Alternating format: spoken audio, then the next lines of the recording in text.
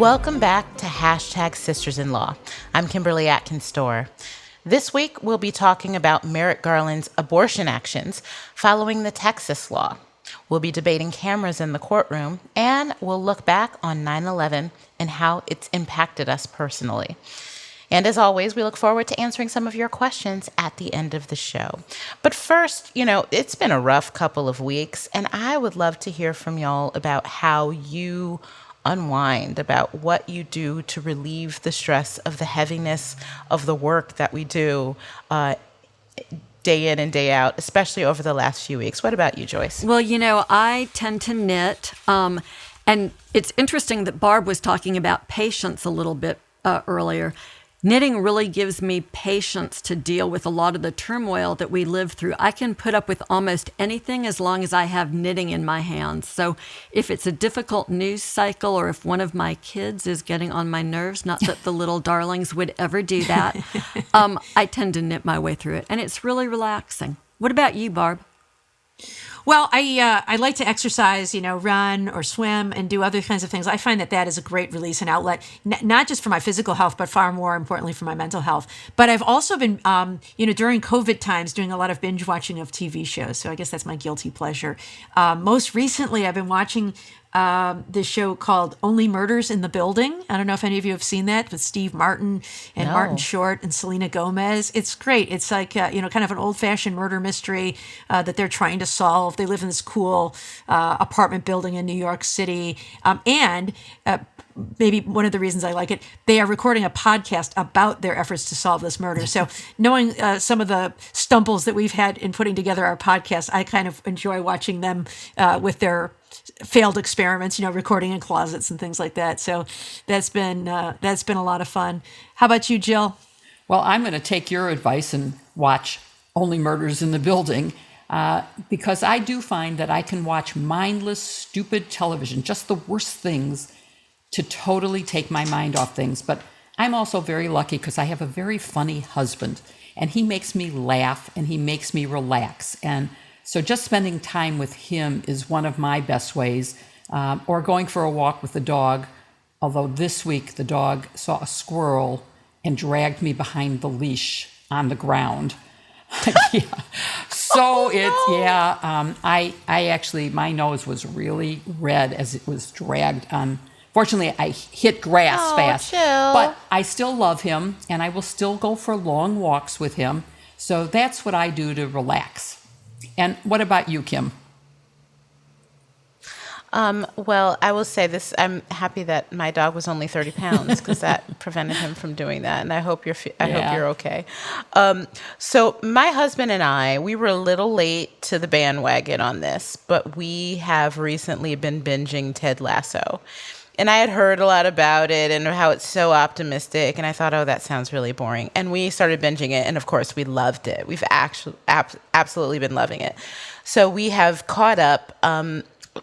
The season 2 is not as great as season 1. I'm going to go ahead and say that. But that's one way that I have been unwinding. And my husband's very funny, too. I just want to say that for the record, since Jill bragged on My hers. husband's funny, So's too. mine. But yeah, Maybe that's funny. the key to a Everybody's funny. successful marriage, is having a funny husband. Maybe. I think I'm funny, too. You guys are funny. You're all funny. We're all funny. But one of the unusual things that I have done on my own is that, so I have a bit of a fear of flying. I fly a lot, but it's never comfortable, particularly on takeoff and landing. But one thing that I found that actually is stress relieving, although it doesn't sound like it, is that on YouTube, I found this old series called Mayday, which actually does a forensic evaluation. It takes you through the forensic evaluation of plane crashes to figure out what happened and why. But it also tells you how the industry changed in reaction to every one of these accidents to make flying safer. And I've actually found that not only is it relaxing to me, even though it's about plane crashes, because I really enjoy forensic science and forensic reconstruction. And I particularly like it in a setting. This is a setting that doesn't involve a crime. So usually it doesn't involve, in some rare cases, if it's like a hijacking or something, it is a crime. But usually it's not, it's just an accident. So it's a little less stressful in terms of, the stuff that we talk about every day. But knowing how the industry responded to it actually makes flying easier for me. So anyway, I've gotten hooked on them. I've literally been So binging you are these shows. watching videos, documentaries about plane crashes to overcome your Correct, fear of to relax. plane crashes. Yeah. Yes, and to relax. Yeah, actually, That's what I Noom do. would call that exposure. You're exposing yourself to these things. Exactly. Yeah, no, it's brilliant. It's Good exposure strategy, yeah. therapy.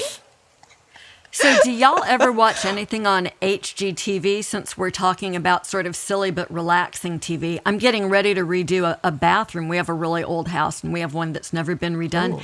And I confess I've gotten a little bit hooked on watching some of the HGTV home design shows. They're sort of fun. I haven't. I haven't yet, but I think as we're embarking on moving toward trying to buy a home, so I think that will increase dramatically once we really get in the swing of that. I want to suck you into my guilty pleasure. I'll admit to watching some really low rent kinds of things when I was studying for the bar exam, and this goes back a long way, and needed to just totally get out of it. I watched Days of Our Lives, a soap opera. Oh, we used to watch that in law school. That's great every stuff. single day. Are you Oh, kidding? yeah. Everybody's got a double. It's Yes. fascinating. Oh my God. I'm so glad Good to know that stuff. I'm not the only one who did that horrible thing for a long time. And I actually got hooked on it. It's not now I horrible. try to Oh, watch yeah. more of the late night humor shows to get me sort of laughing. And then I'll sometimes will watch horrible Nazi movies because that also gets me really worked up about something that I don't have to do anything about, as opposed to voting rights or abortion or any of the other things that we have to deal with every day. So those are good escapes for me. Well, and there's always sports. Yes. I almost always have some sporting event on in the background, either the radio or TV. I'll have the Tigers game on, or the U.S. Open tennis, the Olympics. I'll always have some kind of sporting event on in the background. I find it very soothing. Roll All right, Tide, Jill, baby, your roll Nazi Tide. movies make me feel better. Jill, your Nazi movies make me feel better about watching shows about plane crashes. It's not so weird. And you'll never catch me watching sports. It is the one thing. I've never read the sports page ever.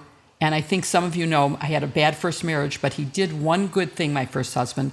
He would give me a sports line that I could share at the coffee breaks because I was the only woman in the office at coffee break time. Conversation was always about sports and I knew nothing. So he would give me a line like, "Wasn't Kareem Jabbar great last night?"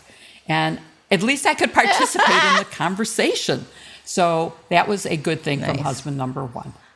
Okay, well, we should probably get right to what has happened this week because it has been an eventful week. And I think the top line is Attorney General Merrick Garland's actions against the state of Texas for their abortion bill. Jill, why don't you lead us in that discussion? Well, let me start with a short introduction because last week we did talk about the Supreme Court's failure to stay the Texas Abortion Act, SB 8. It created a vigilante enforcement mechanism to prevent all abortions after 6 weeks, measured not from conception, but from a person's last period. It was a 5-4 unsigned one-paragraph decision, and the 4 dissenters wrote powerful opinions in opposition to the majority's one paragraph, which said only that, and I'm going to quote, "complex and novel antecedent procedural questions," close quote, prevented the court issuing a stay. More important for us today is that the court went on to say, and again I'm quoting, "In reaching this conclusion, we stress that we do not purport to resolve definitively any jurisdictional or substantive claim in the applicant's lawsuit. In particular, this order is not based on any conclusion about the constitutionality of Texas's law and in no way limits other procedurally proper challenges to the Texas law, including in Texas state courts." This week, Attorney General Merrick Garland took the court's words literally and accepted their invitation for a procedurally proper challenge and filed a suit to protect the constitutional rights set forth in Roe and Casey that Texans who are or may become pregnant are being denied by SB 8. So let's take a look at what the Department of Justice's U.S. v. Texas case filed on Thursday does. And let me start with you, Joyce. First, let's remind our listeners what the procedural issues are that made the Supreme Court take no action and how the Department of Justice's lawsuit seeks to overcome those so that Texas and any other state that might want to follow in their lead cannot evade federal court review, without which there is an ingenious and vicious cycle where you need to violate the law to challenge it, and no one will perform an abortion in Texas after 6 weeks, so you can't get it challenged. So people should be forgiven if they're trying to figure out exactly what's going on in this case, because it's a little bit procedurally complex at this point. We now have two cases: this private lawsuit that was brought by abortion providers and advocates in Texas. That's the lawsuit that the Supreme Court took a look at last week. Now we have the new suit brought by DOJ, which is a separate case. And Jill, I think you're right to start by reminding folks that what the Supreme Court did last week in the Texas abortion case was not a decision about whether that law is constitutional. This was an emergency request that came to the Supreme Court that asked the court to issue an emergency ruling, what lawyers call a preliminary injunction, that would have blocked the law from going into effect. So the court's decision was to say, no, we're not going to block SB 8 from becoming the law in Texas. As you point out, they explicitly did not reach the merits of that decision. And, you know, it's pretty routine to grant a preliminary injunction in a case where a new law passed by a state violates a clearly established rights. The courts will prevent the law from going into effect to preserve the status quo, because that litigation can take a long time. It can take a year or longer to decide whether a law like SB 8 is constitutional. And the courts tend to grant these injunctions to avoid violating people's rights in the meantime. A Florida court did that yesterday, for instance, where a statute in Florida that really interferes with people's rights to demonstrate and to protest was passed. And so the court issued a stay in that case to keep people's rights from being violated while the case is ongoing. But the Supreme Court didn't do that here. And it's important to remember that they made their decision without any kind of ruling or evidentiary findings by the lower courts. That's because the Fifth Circuit, a court that I don't really have enough bad language to use against right now, the Fifth Circuit strips the district judge who had scheduled a hearing of his ability to proceed. And they tell the district court, you can't take any evidence, you can't make a ruling on whether or not there should be a preliminary injunction against this law. They, in essence, just boot it straight on up to the Supreme Court. So what happens at this point is the Supreme Court, in this one-paragraph ruling that you've mentioned, Jill, they acknowledge that the plaintiffs have raised serious constitutional concerns, but then they blow right past them. They essentially say, you know, Texas outsmarted the entire legal system in our country. We've never seen such a thing before. Private enforcement, we're going to have to let them violate women's rights because they've done it in such a novel way. Enter DOJ. DOJ is not having any of that, right? So they've filed a lawsuit that's based on old case law. This goes back to a case called Shelley versus Kramer, a 1948 Missouri case that goes to the real heart of this dodge the Supreme Court used, saying that they couldn't do anything because Texas had gone to a private enforcement mechanism using sort of vigilante citizens. In Shelley, the situation involved the use of restrictive covenants that were designed to prevent Black people and Mongolian people from buying houses in a neighborhood. And a Black family purchased a house, and a nearby resident sued to enforce the covenant. And the court held that that sort of private action couldn't be a vehicle for violating constitutional rights. So let me read you my favorite paragraph of DOJ's complaint. This is paragraph 84, and it says, Texas has deliberately impeded the ability of women and providers to raise a challenge in federal court for a violation of their constitutionally protected rights. In so doing, Texas has foreclosed the ability of these individuals to seek relief in their own name. The United States, therefore, brings this suit to vindicate its interest in ensuring that Texas respects its obligation under the Constitution. In other words, DOJ just brilliantly tosses the court's ridiculous decision back at it and says, okay, justices in the majority, you've held women don't have a remedy. Well, the law says in that case, DOJ can step in, and here we are. And so that's the point that we're at today. That's a great summary of that. And Barb, can we go on to maybe summarize the relief that the Department of Justice is seeking and the legal basis for the challenges that they're going ahead, and maybe even assess how you think the arguments that DOJ made are likely, whether they're likely to prevail or not? Is this the procedurally proper challenge that the court sort of said, we'll wait to decide this until there's a proper challenge? Yes, and hats off to the people at the Justice Department who came up with this theory. There are a lot of legal analysts who were scratching their heads about ways to get in front of court. Lawrence Tribe, the Harvard law professor, was floating some different ideas about filing, actions under civil rights laws.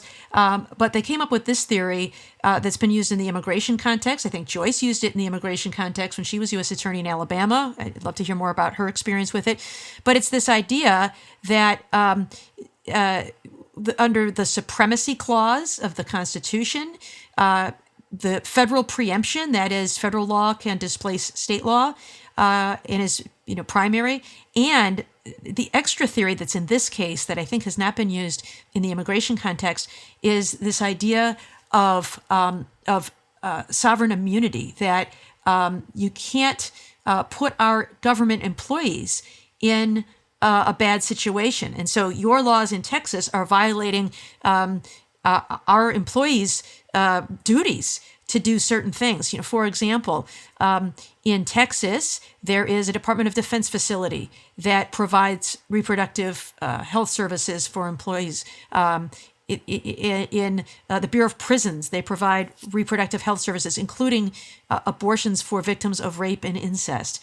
The Office of Personnel Management administers healthcare programs for federal employees in Texas, including reproductive health benefits, Medicaid, the Office of Refugee Resettlement, all these federal actors in Texas. And so I think one of the things that's brilliant about this is, in addition to suing on behalf of the public, which the case law that Joyce has cited gives the Justice Department the ability to do in a way that no other party has, they have also asserted that it is the U.S. government itself that is suffering a harm here. And I think that is a way in which the Justice Department is uniquely situated to bring a claim like this. So I think it's brilliant, and I think it is absolutely procedurally proper. The relief they are seeking is a declaratory judgment that SB 8 is invalid, null and void. It can't be enforced.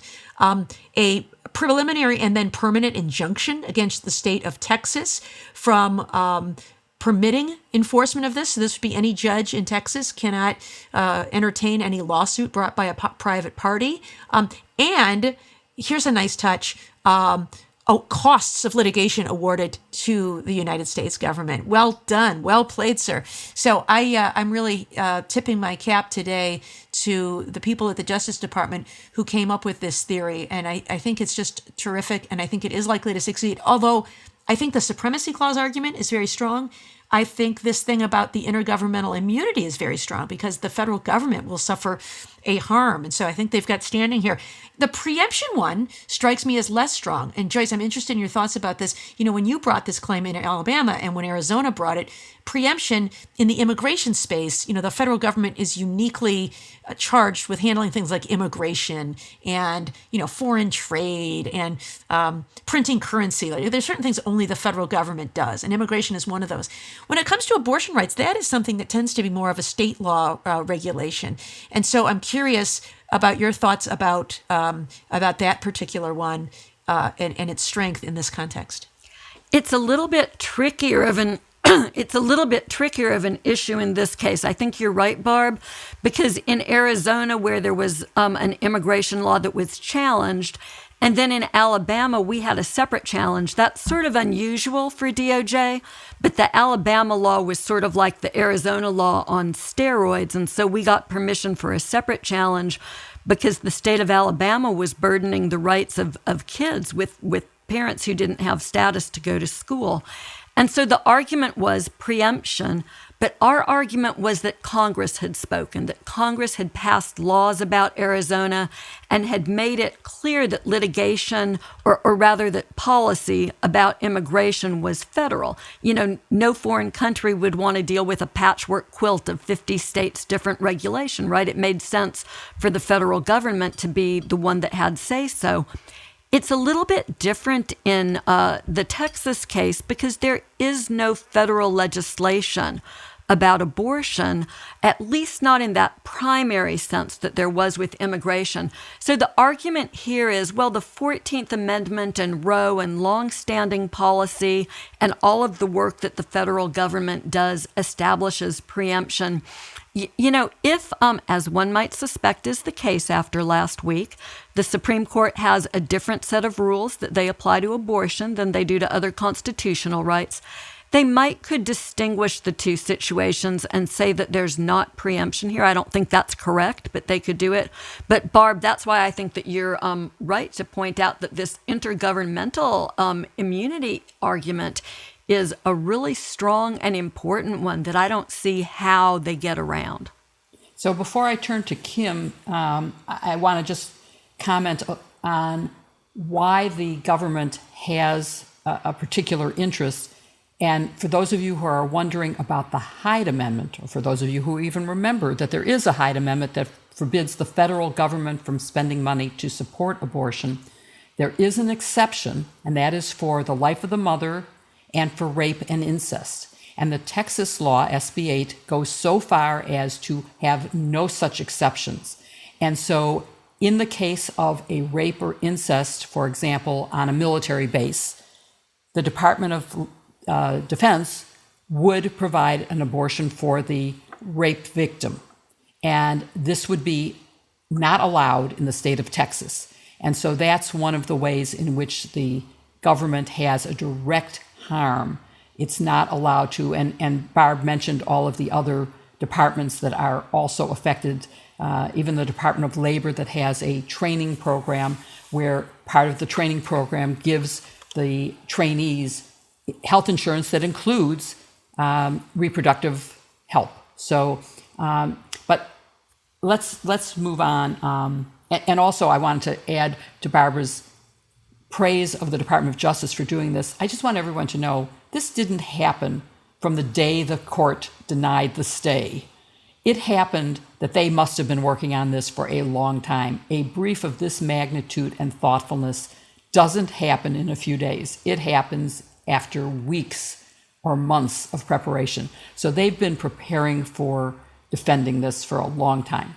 But Kim, let's now look at, as important as this is, and as much as I believe that ultimately the Supreme Court will rule SB 8 is unconstitutional, there will come a time when someone will violate it and will get an opinion. Does it even matter?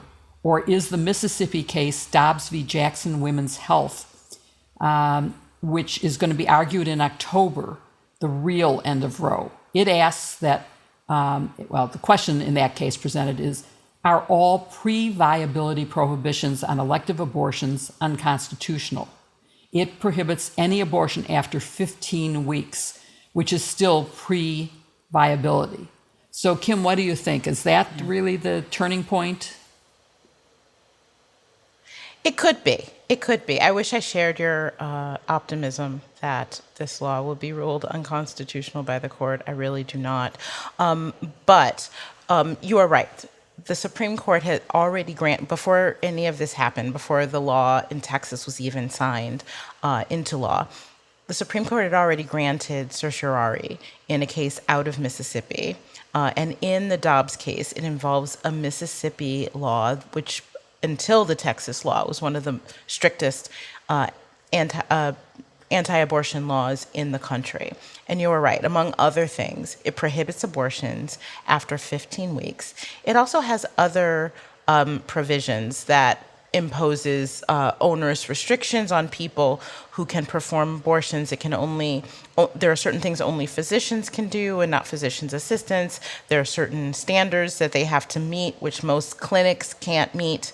And there's also a heartbeat provision in this, which says if a physician does an examination and finds a heartbeat, then the abortion will be prohibited. So it's not necessarily 15 weeks. It could be less.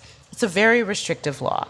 So a number of things can happen here, one of which would render consideration of the Texas law moot, which is the court could decide in this Mississippi case to overrule Roe v. Wade. And in that case, then it won't matter. They won't have to even decide whether Roe v. Wade is the law in the Texas case. It will be gone. But something else that it could do, it can decide, well, okay, we're not technically overruling Roe, but what we're going to rule is that this Mississippi case, in our estimation, does not create an undue burden on women. Of course, Roe and its progeny, the cases that came after it, established an undue burden test. We talked about that last week in terms of rendering a law that restricts abortion, whether or not it's unconstitutional. Remember that in the federal law, the federal so-called partial birth abortion ban case, the court found that it did not violate Roe, that it was not unconstitutional because it was not an undue burden. Ruth Bader Ginsburg dissented strongly, saying that it was, and that it was the first major rollback of Roe. Even if the court held this, it would be a further chipping away of Roe in a very significant way. But given that the Texas law is more restrictive, the court would still have to consider that. It would say, all right, well, okay, you ruled that 15 weeks is not an undue burden. What about 6? So that is a possibility. So we don't know whether or not that's going to knock the Texas case off of its docket. I just think that all of this is bad news, and particularly since the court gave, reading the tea leaves, that the court allowed the Texas case to, the Texas law to take effect. I have a bad feeling about all of this when it comes to access to reproductive care. I just want to make one final point, just practically, right? For people who, I consider myself a very pro-life person. I want there to be fewer abortions in the country. I have personally encouraged people who I know who are pregnant, who are considering abortion, not to. I even offered to help with childcare in one case. There should be fewer abortions in the country. There should be. The way to get there is to make reproductive rights and reproductive care and access broader. Actually, the number of abortions have gone down. So if these laws were really aimed at reducing the number of abortions, what it would do is it would increase access to birth control. It would increase access to family planning options, because that has been proven to work. Bans of abortion have never reduced the number of abortions. They've just made them more dangerous. So make no mistake that these laws are about control. They're about controlling women's options, controlling women's bodies. And this is not about being pro-life. I just can't stress that enough, and I think that that gets lost in this debate so much. The number of abortions have been going down in this country because of the work of groups like Planned Parenthood. Yeah, hey Kim, if I can push back on that, going in the direction I'd like that to you push want. back on it a little bit. Yeah. I do think there are people out there who have a genuine religious belief that abortion is murder and that life begins at conception. Yeah. But that's one faith. That is a Catholic belief, and probably other religions believe that too. Correct me if I'm wrong, Joyce and Jill, but I think the Jewish faith says life begins at birth. And different religions have different views on that. And there are people who are not religious.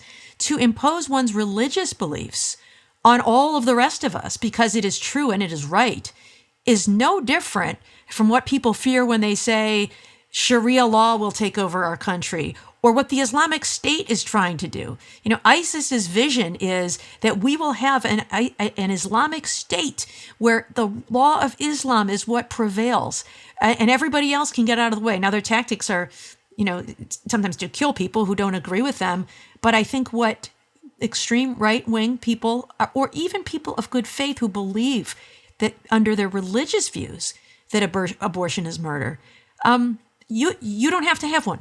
But you don't get to make that decision for the rest of us. Yeah, I think that's right. And I don't think that you are correct. I was just going to say, I don't think that that's the brunt of the the people who are passing these laws. I think there are multiple people with multiple motivations. Yeah. Right. Well, to Kim's point, though, I'll say that I'll believe that folks who are passing anti-abortion laws are not interested in controlling women's bodies and women's options when they also pass laws that provide for prenatal care, for food support, for child care, for education. Because if you're really in favor of letting kids have good lives and live their lives, that support should not stop at birth. And that's, for instance, in states like mine, in Alabama, where in large measure, women are forced to have babies and the state doesn't help them care for them if they're not able to. So I sense a certain amount of control in these bills rather than a legitimate religious belief, which I think you're right, Barb. It does exist in some places, but not in the legislatures that are passing these laws. So, Barb, you're correct about Jewish believed that a child is at birth. When the first limb emerges from the birth canal, that is when it is a person and can be protected. But I don't want to end on a sort of a sad down note. Let's look at one more quick question. Could blue states use this vigilante tactic to enforce things that blue states might want to enforce, like gun laws? Could they turn things on its head? And if you remember, Merrick Garland, in his press conference announcing the lawsuit, mentioned something about other uses of this. And there is, I want to point out, Missouri has a Second Amendment sanctuary law that, again, enables citizens to enforce laws. And I'm just wondering if he meant that as another place they might use this challenge. But on the more positive side, could blue states use the same tactic to accomplish something they want to accomplish? I mean, my gut on this just says two wrongs don't make a right.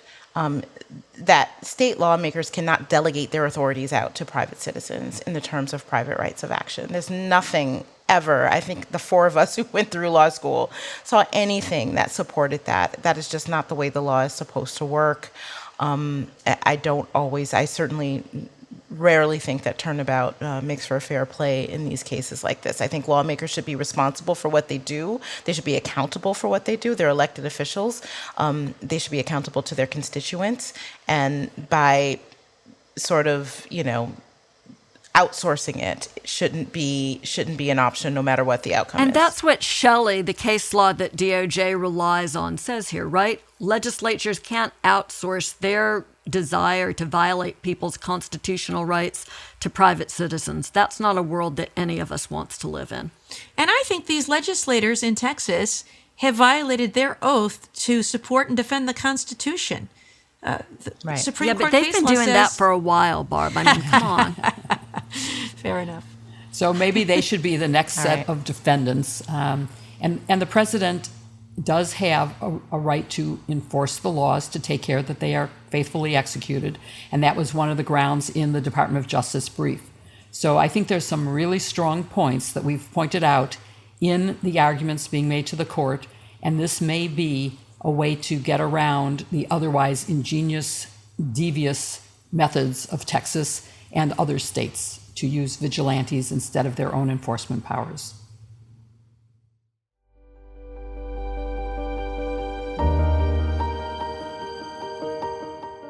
Hey, Kim, are you enjoying anything from Girlfriend Collective? I really am. Just the other day, I went for a hike and I was wearing my Girlfriend Collective leggings, which I love because they're so comfortable. They give you the support you need if you're doing something, anything active. But I got home and I started, doing chores around the house and whatever. And hours later, I realized I still had them on. If I ever go hiking or walking or anything, I get home, the first thing I do is change, right? But the leggings were so comfortable. I just totally felt so comfortable that they were like a second skin, and it didn't even occur to me that I should change. They're so great. I love them a lot. What about you, Joe? Well, I agree with you completely and think that is the joy of Girlfriend Collective, is how comfortable they are. And now that the weather is unfortunately changing, I'm going to have to trade my skirt in for something a little longer so that I can continue to enjoy the comfort as we go forward. And everything about it is really terrific. And I know, Barb, you've loved it in the past. Are you still using them? Are you going to wear anything today? Yeah, I may put on a skirt to play tennis later. But you know me, I'm all about the pockets. My favorite aspect of Girlfriend Collective is that they understand the consumer like me who is obsessed with the pocket. Who would create a garment without a pocket? Not Girlfriend Collective. Lots of pockets, and that's one of the things I like best about them. Girlfriend Collective is sustainable and ethically made with inclusive sizing from extra, extra small to 6XL, incredible bras, leggings, shorts, skirts, tanks, tees, and swimsuits. The perfect choice for activewear. Whether you're working out, running errands, or doing nothing at all, I can't imagine any of us ever doing nothing at all, but it's possible. Girlfriend Collective has functional fabrics, colors, and styles for any activity, and all their clothes and packaging are 100% recyclable. Their best-selling leggings come with pockets, and they have different levels of support so you can find the perfect fit. But I think my very favorite thing about Girlfriend Collective is their garment take-back program, Re-Girlfriend. When you change styles, you can return pieces for upcycling into new girlfriend gear. Join us in joining the collective today. For listeners of the show, Girlfriend Collective is offering first-time customers $25 off purchases of $100 or more when you go to girlfriend.com/sisters. That's $25 off $100 or more when you go to girlfriend.com/sisters. Again, girlfriend.com/sisters, or look for the link in our show notes.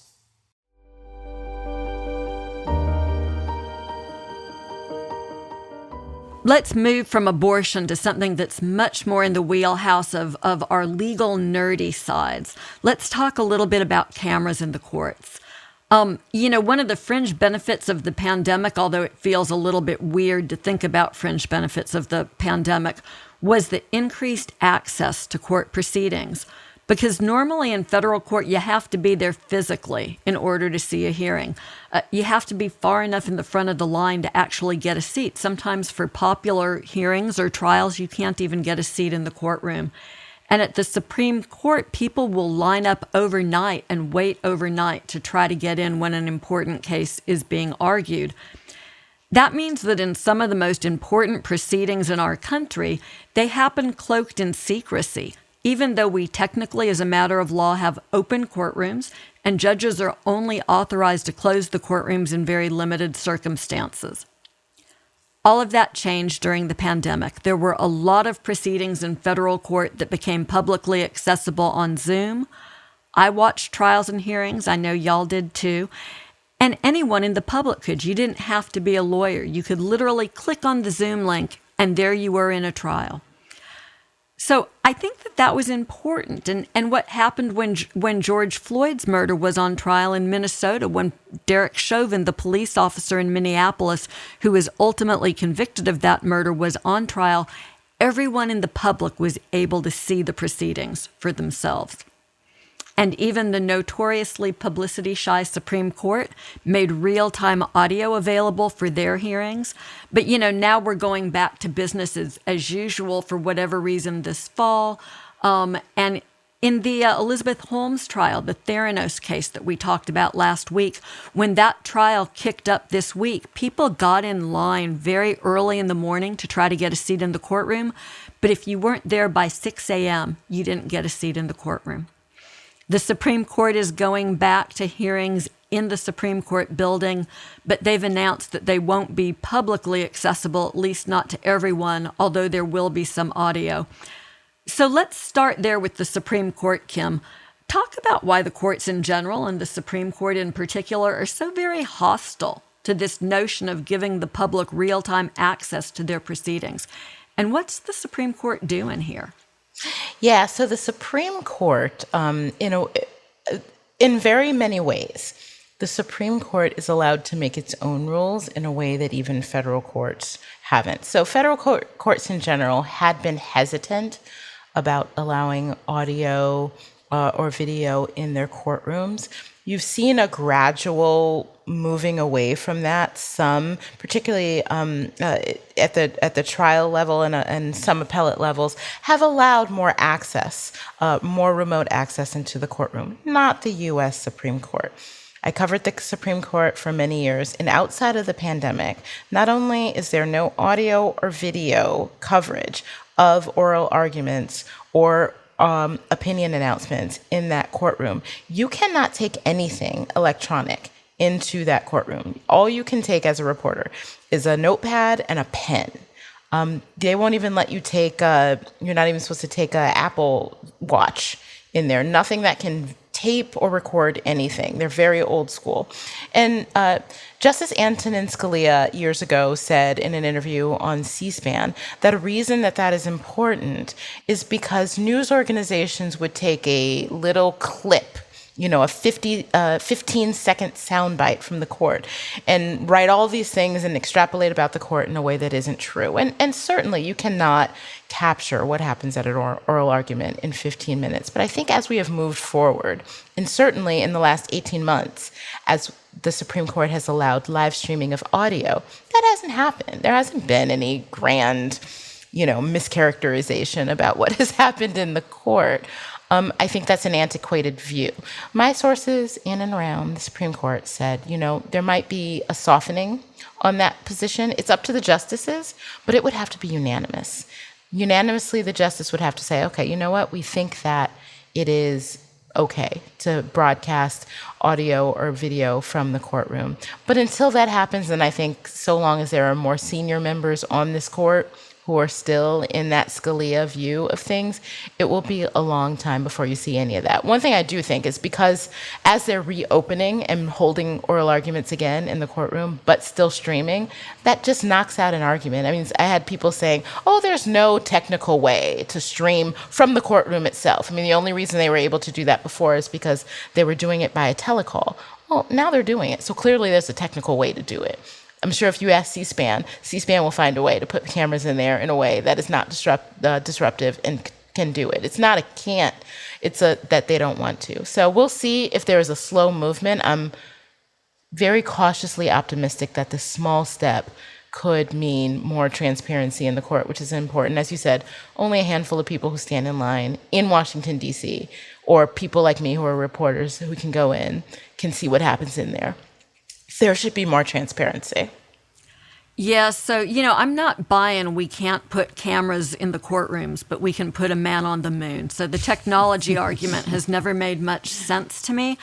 And it's really, I think it's pretty distressing that two branches of government operate with a lot of public attention. I mean, congressional hearings are on C-SPAN, but the courts have somehow managed to hold themselves above that.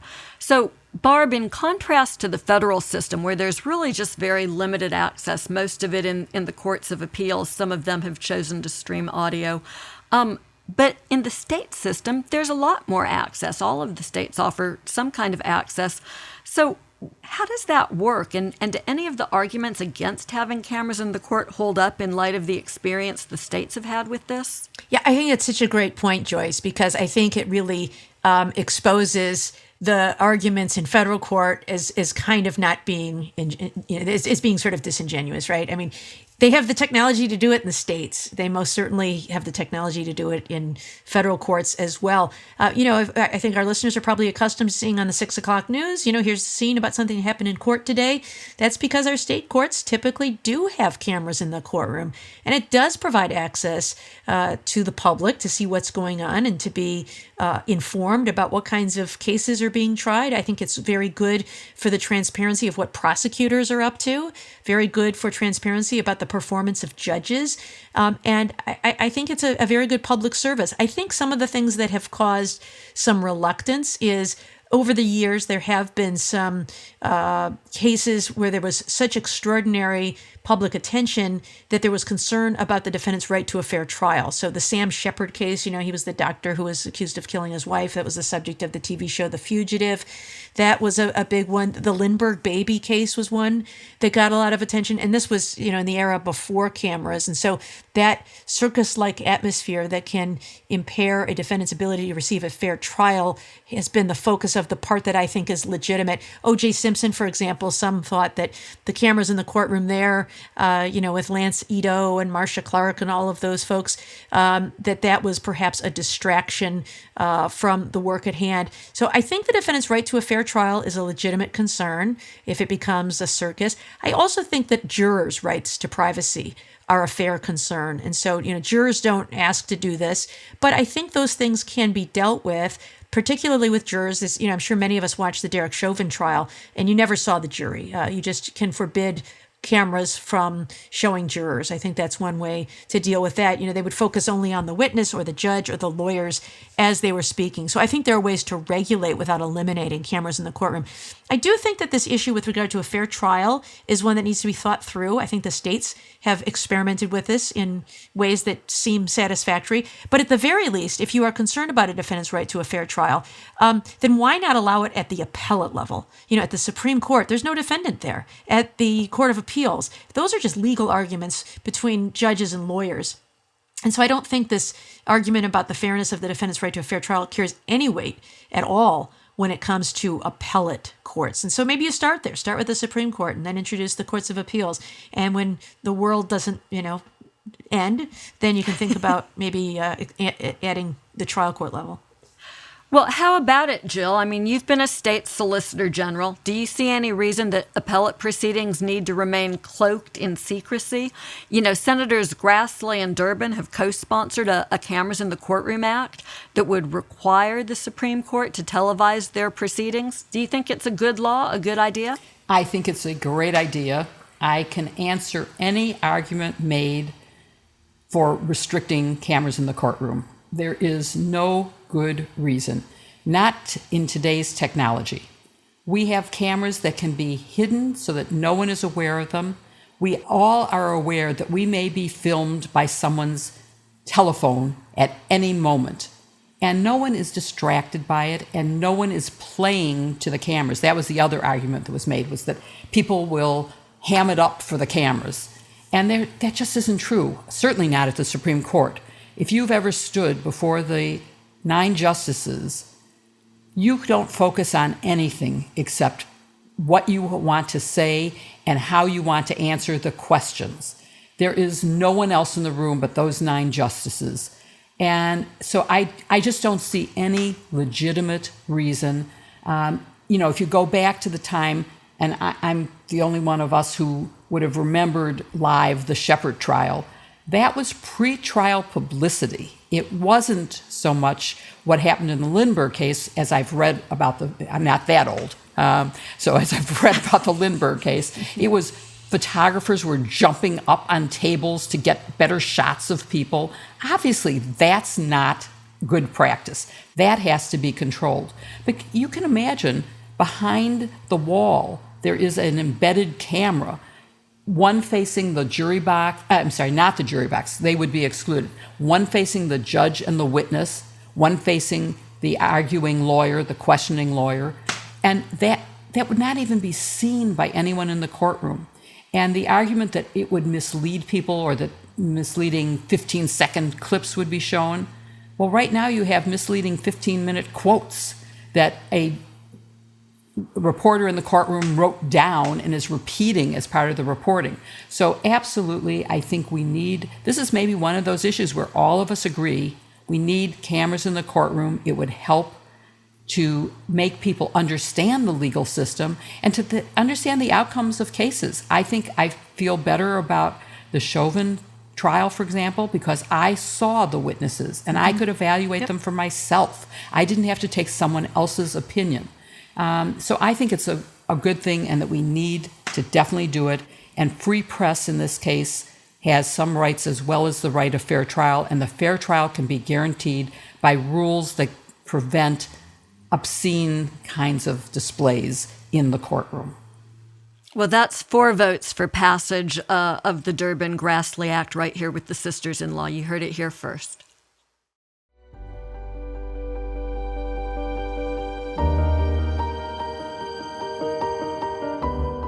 I have been using Headspace more and more as the news gets worse and worse and more alarming. I really need Headspace for relaxing, for de-stressing, for thinking about something other than the news. What about you, Kim? I feel the same way. It has been an intense few weeks, both with the news and as a result with my job. And it's really great to know that I can just take a few minutes or a longer period of time and just go to my phone and get a really great meditative session that allows me to recenter and really prioritize my mental health. What about you, Barb? Yeah, there are a lot of different guided meditations on Headspace. As you know, there's a really good one about patience in traffic. And I've been listening to that one, and I find it's been really useful for developing patience in other settings as well. It just gives you some things to think about. When you're in a situation and you're in gridlock and you're tearing your hair out, it really gives you some things to think about that, we're all trying to get somewhere. We're all in the same boat. That I have found really helps me make peace with the madness of traffic. So there are a lot of things like that, very specific situations where you can use Headspace. How about you, Joyce? Are you using Headspace? I use it a lot at night. I sometimes have difficulty falling asleep, or I'll wake up in the middle of the night. And so I've been using Headspace then. I like the guided meditations, but also the music. I think it all works out really well. Headspace makes it easy to build a life-changing meditation practice with mindfulness that works for you. Anytime, anywhere, to give you a daily dose of guided meditation in an easy-to-use app. In just 10 minutes, it can change your life. Overwhelmed? Trouble falling asleep? Wild kids? Headspace has a 3-minute SOS meditation for you. Their approach can reduce stress, improve sleep, boost focus, and increase your overall sense of well-being, and is one of the only mindfulness apps validated by clinical research.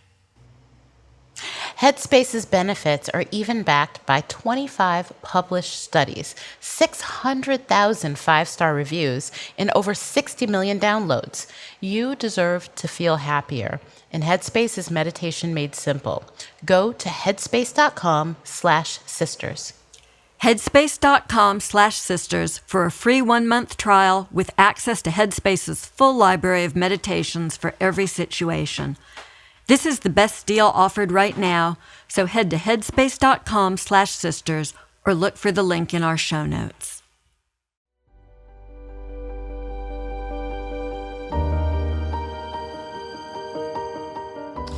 Well, the 20th anniversary of 9/11 is upon us, and I think everybody remembers where they were on 9/11. I know prior generations will say they remember where they were when they heard the news that John F. Kennedy had been assassinated.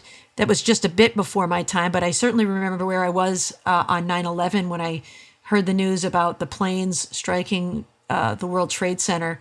I'm curious to hear about each of your stories. Jill, you remember where you were when you heard the news about the 9/11 attacks? I even remember where I was when John Kennedy was shot. Tell us that was one too. under a hairdryer across the street from my sorority house in a beauty shop.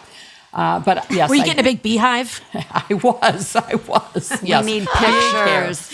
Oh God, yes. And I recommend the Memphis restaurant called The Beauty Shop, which is actually a converted beauty shop with hairdryers in it, so you can see what a hairdryer looked like. And yes, I also remember where I was on September 11th. I was speaking to the Rotary Club of Evanston about a new startup not-for-profit called Winning Workplaces and how they could help employers be better employers and therefore have more profitable outcomes.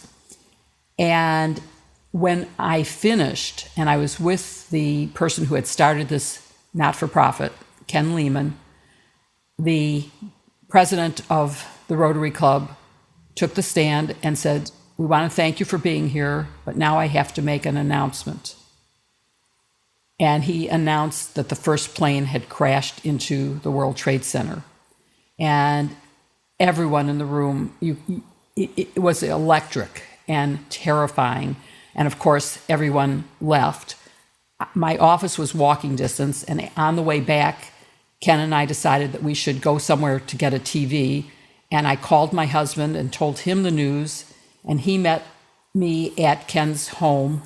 And we watched the news in total disbelief and despair at what was going on. Not long after that, I had to fly to New York on business and went down to see the ashes, basically, of the World Trade Center. And when I say ashes, it was ash-covered blocks around the Trade Center. And you saw the pictures of victims that had been posted on standing buildings around there. And again, it was terrifying. More recently, I was there to see the new World Trade Center and the memorial. And it is really a dramatic reminder of the loss of that day, and what, at that time, foreign terrorists did to us. And now we have to look at, is the biggest threat to America still foreign terrorists, or is it the right-wing domestic terrorists? And I'm going to vote for it is the domestic terrorists that are the big challenge to us now. And that's why we've been talking about all these other issues, including the SB 8 and voting rights and some of the other things that have happened in America. So that's how it impacted me long term, is my commitment to continuing to fight for freedom against domestic and foreign terrorists. How about you, Kim? Do you remember where you were yeah. on 9/11? Or you're too young to remember? Come on, I was working. I was already on my second career. I had actually just started as a reporter at the Boston Globe. The first job I had when after switching from the law to journalism. It was my second week on the job, and I was getting ready to leave for work, and I was watching, my TV was on the Today Show, and I saw that the first plane had hit the World Trade Center, and my boyfriend at the time was living in New York. And I called him. I think he was en route to his work in Midtown Manhattan. And I just called him to say, did you see this? Like, a plane flew into the World Trade. That's crazy. And as I was leaving this message on his machine, I saw on live TV when the second plane hit, and immediately understood that this was not an accident, that this was an attack. After that, the phones went dead. You couldn't reach anybody in Manhattan. It was hours before I could reach him to make sure that he was safe. But I was a reporter in Boston working at the Globe, and remember, 2 of the planes that were used that day came from Boston Logan Airport. And immediately, all of us began working, covering this story. And one of the most difficult things I had to do in my journalistic career was go to the homes of people whose loved ones were on that plane. And sometimes, especially in the early days, it was hard. They didn't want to talk. Some of them were angry that reporters were coming to them in a way that I could understand. But it was one person who was a relative of one of the flight attendants on the planes, who I knocked on his door, and he very politely declined to talk to me, even though I said, just a photograph, just something that we can let the world know that your loved one was a real person and not just a name or a number. And he just very politely declined. And I could only imagine the pain he was going through. And I got back in my car. I was in tears. And I called my mother, and I was telling her, I made a terrible mistake in making this career change. I feel like a bottom feeder. I feel awful.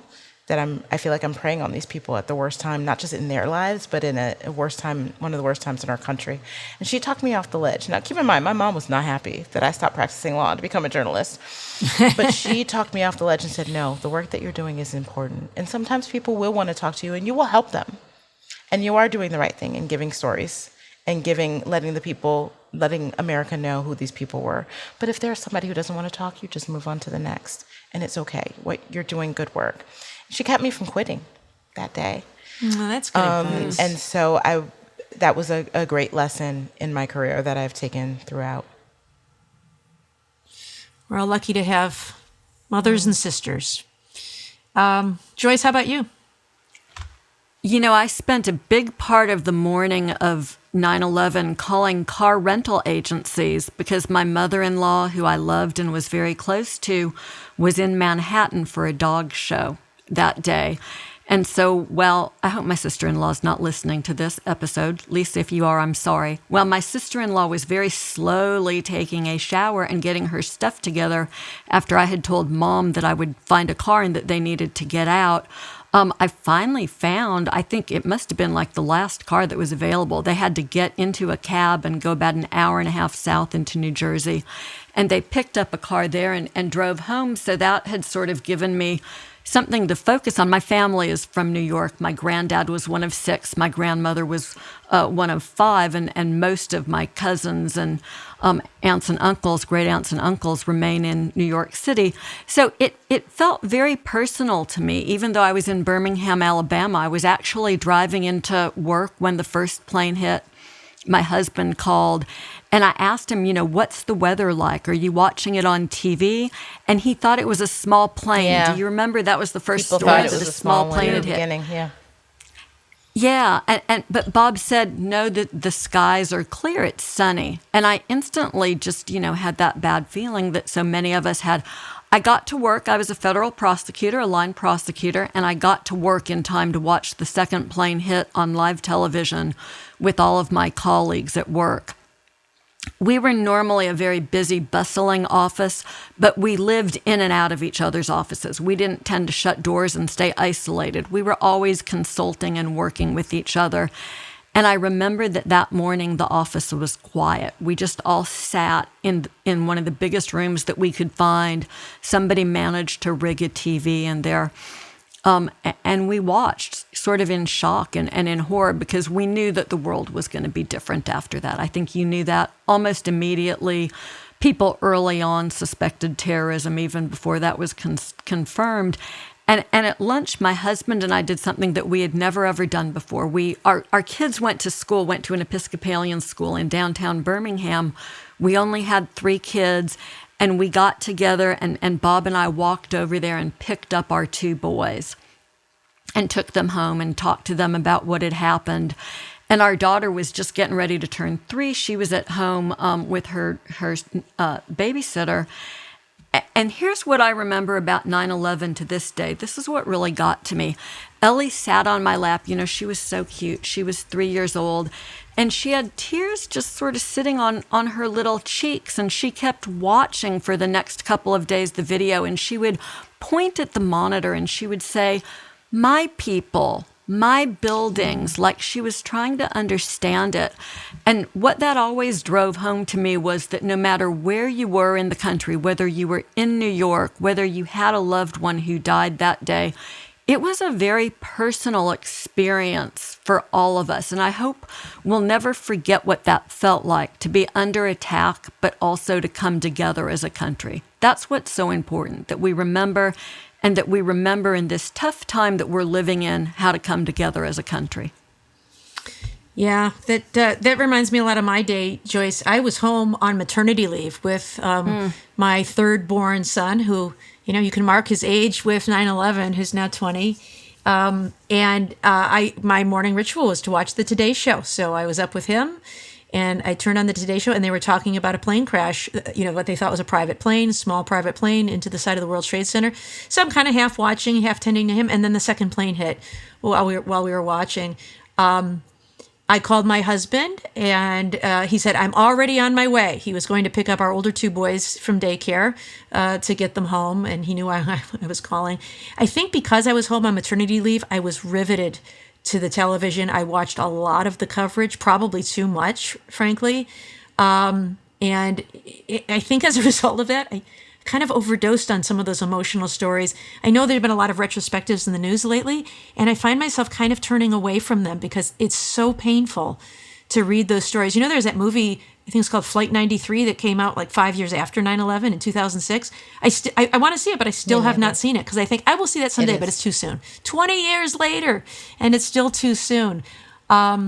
But I was also a federal prosecutor, Joyce, home on maternity leave. But when I got back to the office after that leave, the office was forming a counterterrorism unit. And I said, I would like to do that. And I applied for that unit because I just wanted to do something to help. I think so many of us felt helpless and wanted to do something. And so from that moment forward, I was a national security prosecutor. And I found that work very important and very satisfying. And I now teach a course in national security and civil liberties, where we talk about the importance of both of those things. And I find my students now, law students, are too young to remember 9/11 because it was 20 years ago. Most of them are in their 20s. And so one of the things I show them in that class, one of the first days of class, is a brief clip that I have put together from the Today Show on that day, because I want them to feel, to the extent it's possible, what we felt that day, because I think it explains some of the reaction and maybe even overreaction that came in the law with the Patriot Act and some other things. I want them to feel that sense of terror as it unfolded. And so I show them this clip that shows the planes and the Pentagon and all of those other things. But it's so eerie when you watch it, because the way it begins is Matt Lauer's voice. They start with a clip of Michael Jordan. And it says, the lead story is, will Michael Jordan come out of retirement and play again in the NBA? We'll learn more today, Tuesday, September 11th, 2001. And then, the theme song begins, and it's a crystal clear day, and you see the skyline of New York, and you think, oh, good God, I know what's about to happen, in just a very short period of time. And then, we show the other clips. So it was a monumental day. I remember it well. And like all of you, I think about where we've come, and it did feel like that day we came together. But then you see what happened on January 6th, Jill, as you point out. And why doesn't that hit all of us the same way? It hits me like that.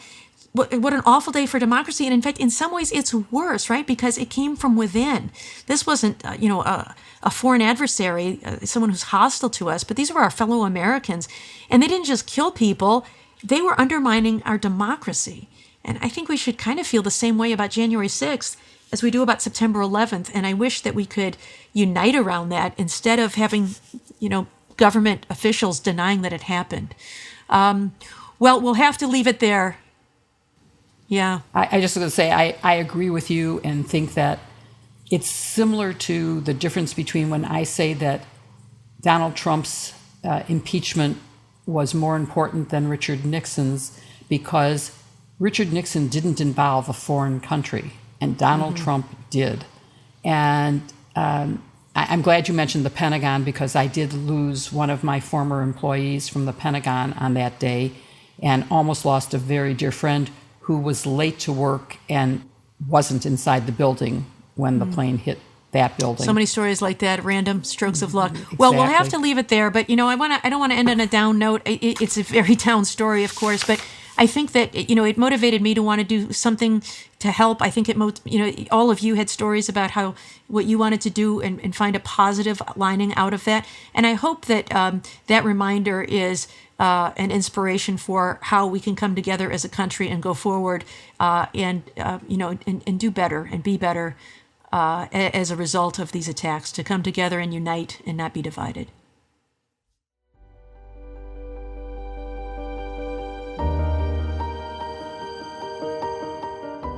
So, y'all, what have you been eating for breakfast lately? What about you, Kim? I have been eating some Greek yogurt topped with Magic Spoon. Lately, I've been on a peanut butter kick. That's a really good combination in the morning. What about you, Jill? I actually have a new flavor, which I'm hoping they'll make permanent. It was a special flavor called Jelly Donut. And they make really a good breakfast cereal, but also a terrific snack. But you mentioned peanut butter, and that is my husband's favorite. He is a peanut butter addict. He eats peanut butter every morning for breakfast, the real creamy, actually the real chunky stuff. But now he's using the protein from Magic Spoon in its peanut butter flavor. So that's really good. And what about you, Barb? Well, you know me, I like to eat cereal as my late night go-to dinner option. And so I find Magic Spoon to be just kind of the perfect dinner. If, I'm home late, I've missed dinner, it's 9 o'clock or so, I want to eat something, but I don't want to eat something too heavy. I find Magic Spoon to be just the perfect little light dinner. And I know I'm getting good nutrients in a tasty form. How about you, Joyce? Are you enjoying Magic Spoon?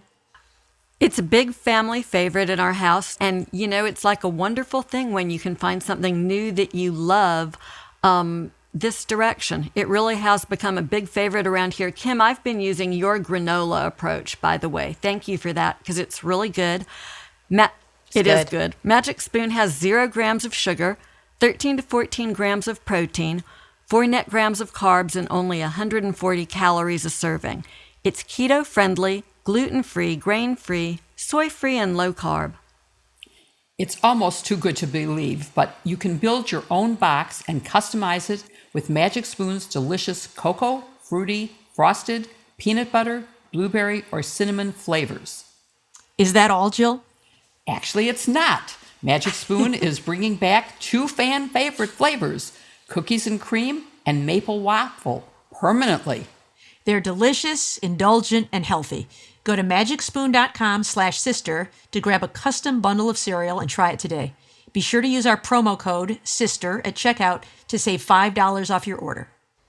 Magic Spoon is so confident in their product, it's backed by a 100% happiness guarantee. So if you don't like it for any reason, they'll refund your money, no questions asked. Remember, get your next delicious bowl of guilt-free cereal at magicspoon.com/sister and use the code SISTER to save $5 off. Thank you to Magic Spoon for sponsoring this episode.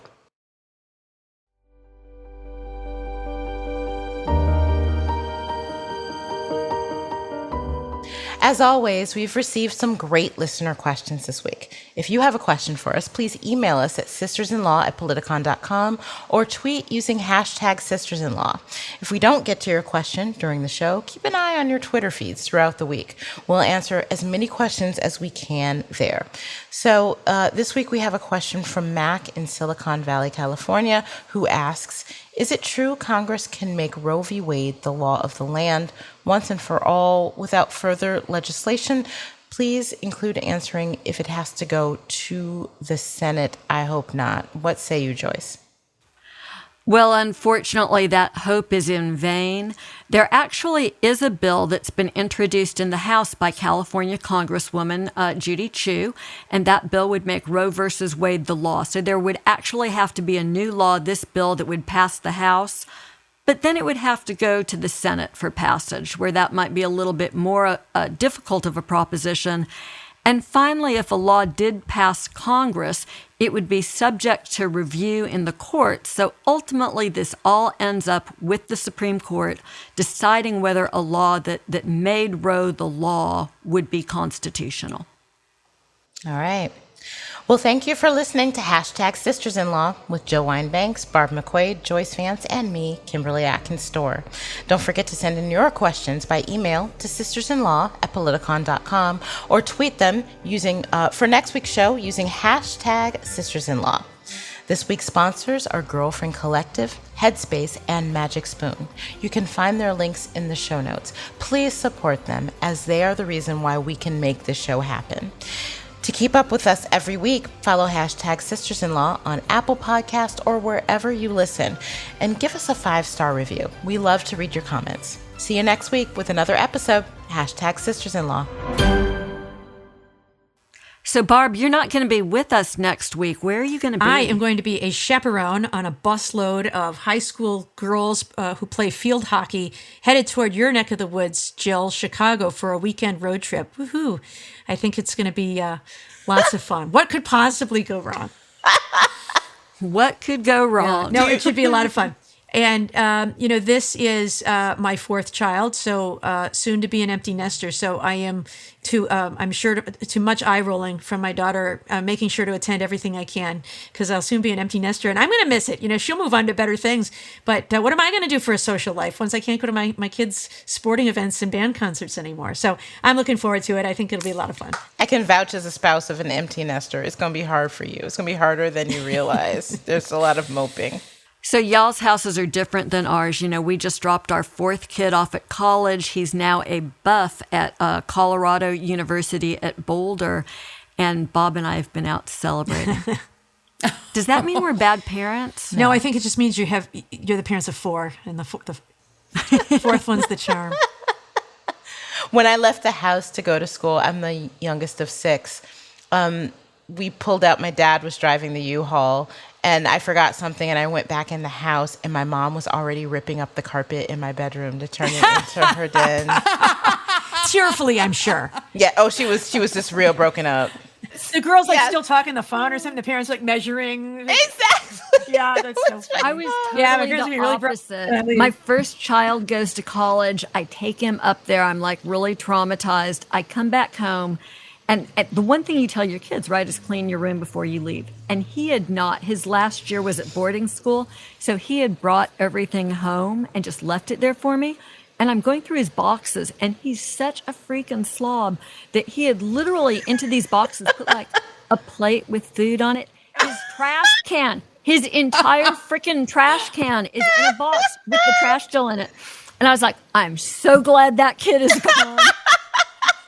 Yeah, that helps ease the pain of their loss, right? It really did.